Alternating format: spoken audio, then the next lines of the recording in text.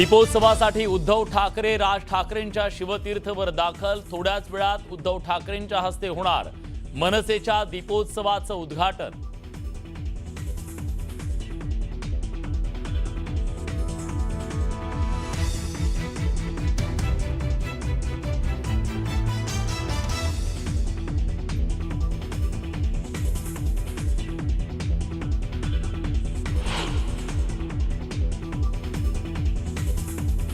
बीडच्या महा एल्गार मेळाव्यातून भुजबळांचा जरांगेंवर निशाणा। 2 सप्टेंबरचा GR रद्द करण्याच्या मागणीवरून बीडमध्ये ओबीसींचा महा एल्गार।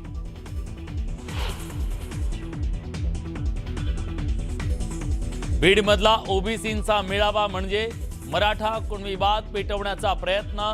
भुजबळ ओबीसी समाजाचा वापर करतायत, आमच्या नादी लागू नका, जरांगेंचा इशारा।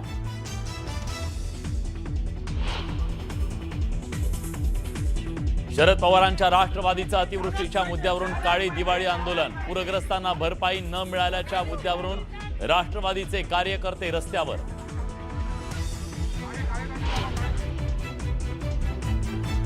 शिवसेना मनसेच्या महामोर्चानंतर पालिका आयुक्तांचा पहिला दणका। वादग्रस्त अधिकारी सचिन बोरसेंची बदली।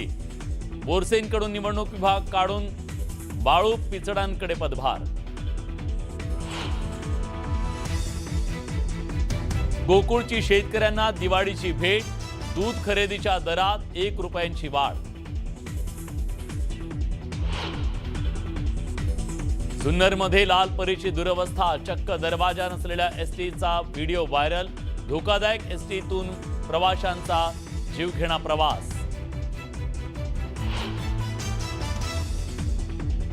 कोल्हापुरात महिला सुधारगृहातील 6 नृत्यांगनांचा सामूहिक आत्महत्येचा प्रयत्न। सर्व महिलांना कोल्हापुरातल्या CPR रुग्णालयात केलं दाखल।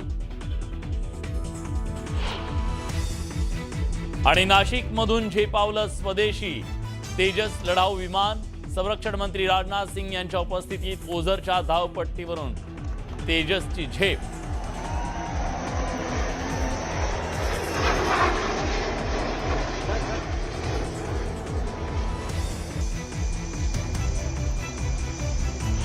मी बीडमधल्या ओबीसींच्या महाएल्गार सभेसंदर्भातली। बीडमधील छत्रपती संभाजी महाराज क्रीडांगणावर थोड्याच वेळामध्ये ओबीसी महाएल्गार मेळावा सुरू होणार आहे, ज्यामध्ये मंत्री छगन भुजबळ आणि धनंजय मुंडे हे प्रमुख नेते उपस्थित राहणार आहे। दरम्यान या सभेपूर्वी धनंजय मुंडे, लक्ष्मण हाके आणि भुजबळांच्या भेटी झाली आणि या भेटीमधून अर्धा तासाच्या चर्चेनंतर वेगळीच इथं आता चर्चा राजकीय वर्तुळात रंगलेली आहे। तिघांमध्ये बैठक सुरू आहे। या सभेमुळे राज्यातील आरक्षणाचा मुद्दा मात्र चांगलाच तापण्याची शक्यता आहे। सभेच्या पार्श्वभूमीवर बीडमध्ये मोठा पोलीस बंदोबस्त देखील तैनात करण्यात आलेला आहे। कुठलाही अनुचित प्रकार घडू नये यासाठी इथं पोलिसांकडून देखील खबरदारी घेतली जाते।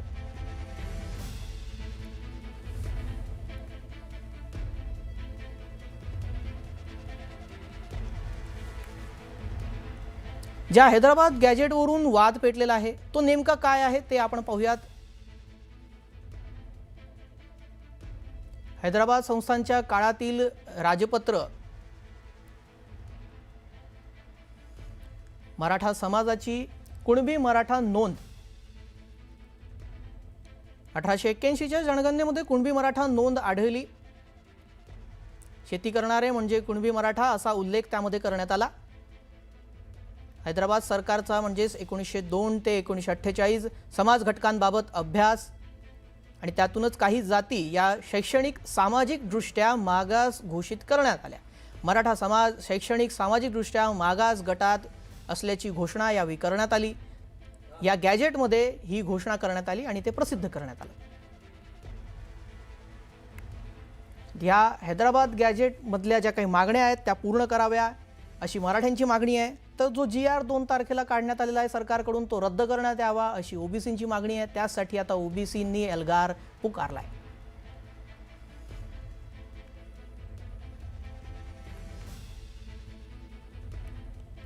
या संदर्भात आता आपल्याला अधिक माहिती आणि ताजे अपडेट जाणून घ्यायचे आहेत। सुरेश जाधव आपले प्रतिनिधी या संदर्भात ताजे अपडेट देत आहेत। सुरेश, काय तिथले सध्याचे ताजे अपडेट्स आहेत?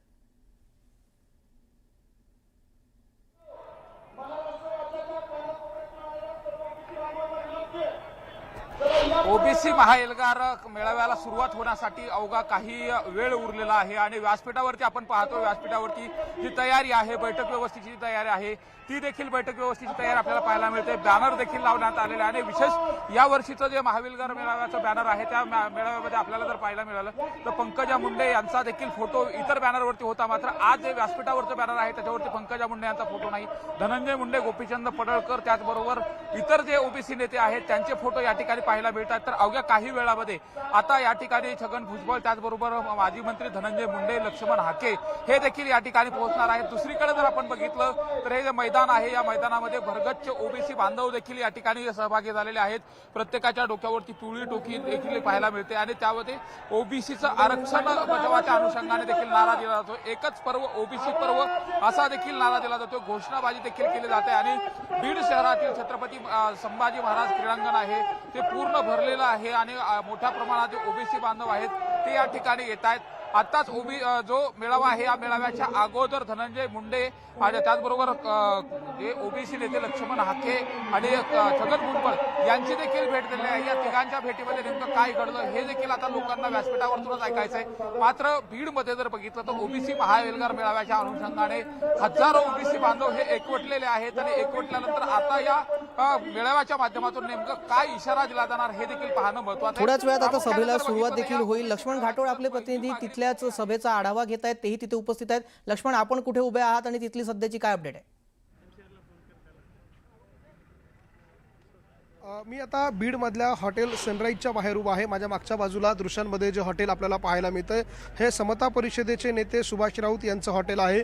जे हॉटेल गेल्या वेळेला जी बीडमध्ये दंगल झालेली होती त्या दंगलीच्या काळामध्ये हे हॉटेल पूर्णतः जाळण्यात आलेलं होतं आणि याच हॉटेलमध्ये मंत्री छगन भुजबळ बीडमध्ये दाखल झाल्याबरोबर या हॉटेलमध्ये आले आणि त्यानंतर त्यांनी या हॉटेलची पाहणी केली. सुभाष राऊत यांची देखील भेट घेतली. त्यानंतर छगन भुजबळ दुपारपासून याच हॉटेलमध्ये होते आणि आता काही वेळापूर्वी या ठिकाणी धनंजय मुंडे जे आहे आणि लक्ष्मण हाके हे दोन्ही ओबीसीचे नेते जे आहेत ते देखील या ठिकाणी दाखल झालेले आहे. तब्बल अर्धा तासापासून या तीन नेत्यांमध्ये बैठक सुरू असल्याची सूत्रांची माहिती आहे. पुढच्या काही वेळामध्ये हे तीनही नेते एकत्रितरित्या बीडमध्ये होणाऱ्या ओबीसी महाएल्गार मेळाव्यासाठी जातील.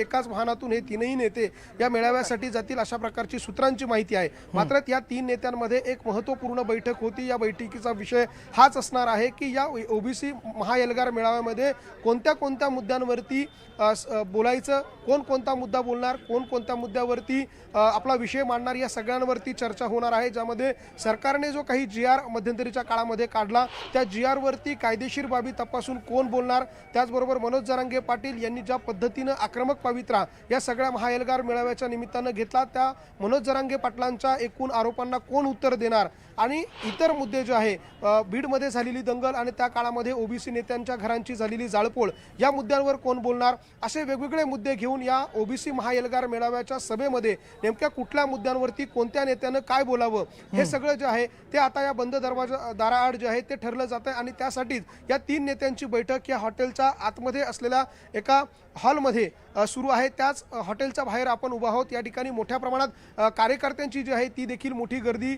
आपल्याला झाल्याचं पाहायला मिळतं. हे तीन नेते ज्यामध्ये लक्ष्मण हाके, छगन भुजबळ त्याचबरोबर धनंजय मुंडे आणि कायंदे पाटील हे आमदार जे आहेत ते देखील त्या ठिकाणी त्या बैठकीला आहे. आणि त्यामुळे या सगळ्यामध्ये या तीन नेत्यांमध्ये काय चर्चा होते, कुठल्या मुद्द्यांवर कोणी काय बोलायचं हे सगळं ठरलं जाईल आणि त्यानंतर हे तीनही नेते चारही नेते एकत्रितरित्या या ठिकाणून सभास्थळावरती जातील आणि त्यानंतर बीड शहरामध्ये होणाऱ्या ओबीसी महाएल्गार मेळाव्याला हे सगळे नेते जे आहेत ते टप्प्याटप्प्याने संबोधित करतील. जी, आपण पाहतोय ही महत्त्वाची बैठक सुरू आहे आणि या मेळाव्यामध्ये कोण कोण असतील तेही आपण सातत्याने स्क्रीनवर दाखवतोय, तेही प्रेक्षकांना दिसतंय.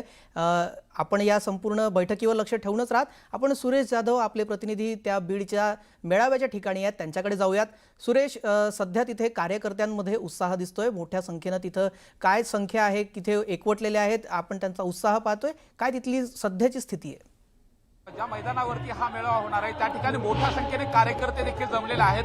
प्रत्येकाच्या हातामध्ये झेंडा आहे, घोषणा देखील दिली जाते आणि विशेषतः शाहिरी जलसा देखील या ठिकाणी आहे. आणि या मेळाव्यामध्ये महाराष्ट्रभरातून जे मायक्रो ओबीसी आहेत ते देखील या ठिकाणी सहभागी झालेत.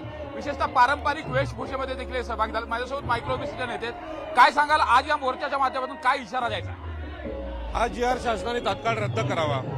हा GR संविधानाच्या समतेच्या तत्वाच्या विरोधात आहे. कारण मराठा हे सामाजिकदृष्ट्या मागासलेले नाहीत.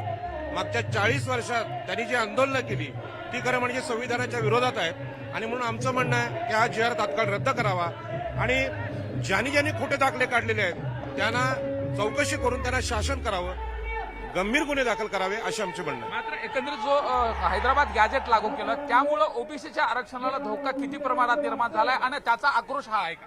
प्रश्नच नाही की अशा प्रकारचे शासनाने आदेश काढणं म्हणजे GR काढणं हे त्यांना घुसखोरी करायला मोकळीक देणं. आणि आपल्याला सगळ्यांना माहित आहे की ओबीसी SC ST हे जे मागासवर्गीय आहेत त्यांची सत्ता संपत्ती प्रतिष्ठा यांच्यामध्ये घुसखोरी करणं हा उच्चवर्णीयांचा इतिहास आहे.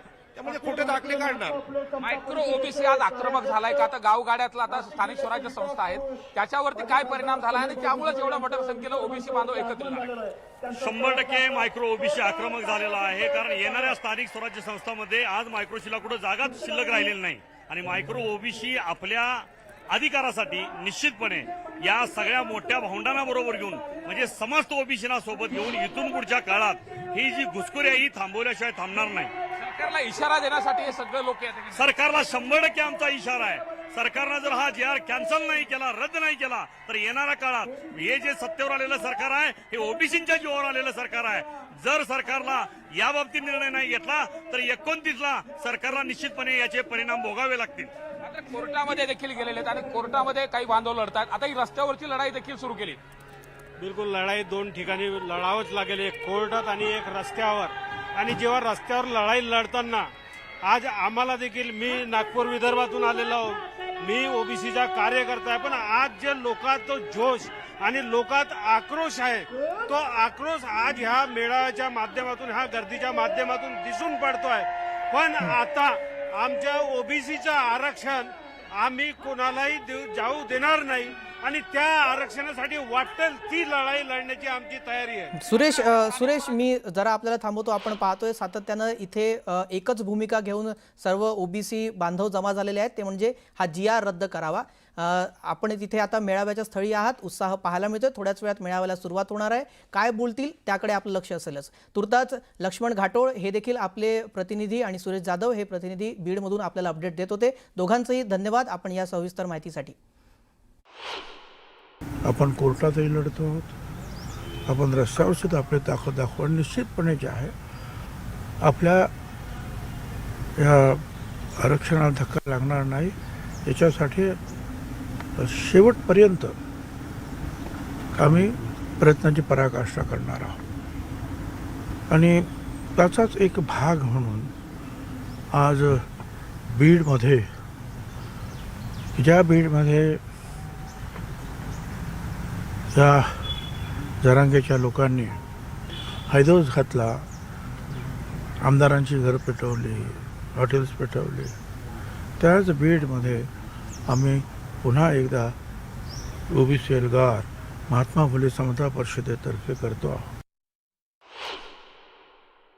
आणि अनेकांची अशी आव्हानं जी आहेत छगन भुजबळने पचवलेली आहेत हे त्यांना अजून माहिती नाही. कारण ते त्यावेळेला राजकारणात काय कदाचित ते शाळेत सुद्धा नसतील, एवढे लहान असतील बिचारे, त्यामुळे ते अशा ज्यात फालतू वल्गणा करतात.